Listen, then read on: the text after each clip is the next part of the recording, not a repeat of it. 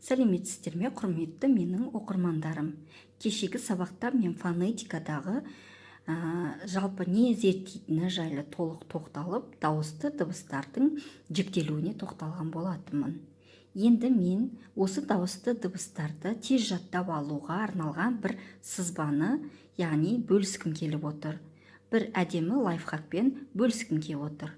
Мысалы, тосыннан жуан дауысты дыбыстарды атап берші дегенде адам бірден жауап бере алмай қалуы мүмкін. Ойланып тұрып қалуы мүмкін. Сондай жағдайда тез жаттау бір әдісін сіздерге ұсынғым келіп тұр. Енді естеріңізге сала кетейін, тілдің қатысына қарай жуан жіңішке, жақтың қатысына қарай ашық қысаң, еріннің қатысына қарай езулік, еріндік болып бөлінеді.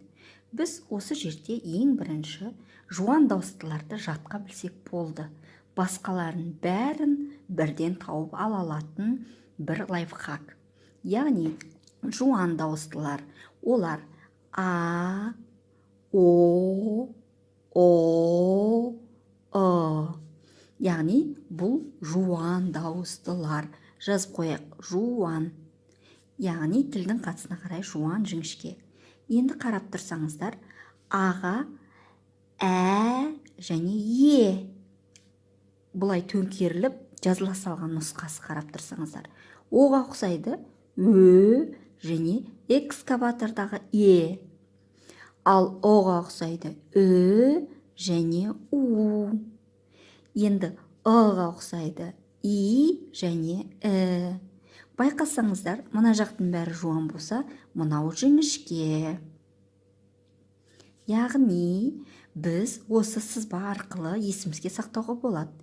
Енді осы жерде біз жақтың қатысына қарай ашық қысаңды да бұлай бөле салып табуға болады. Ашық дауыстылар жоғарыда міне. Яғни а, о, ә, е, ö, е. Енді төмендегі о, ö, у, и, і бұлар қысаң.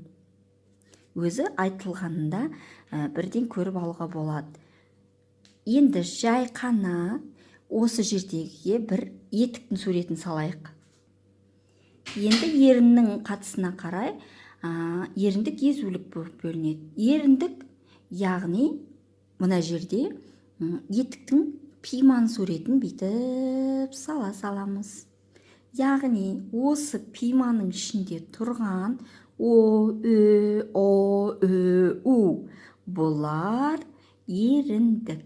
Ал оның сыртында тұрғандардың барлығы езулік. Яғни осындай лайфхак арқылы біз дауысты дыбыстарды бірден тауып алуымызға болады. Егер бұл лайфхак сіздерге қатты ұнаған болса, пікір білдіре кетіңіздер.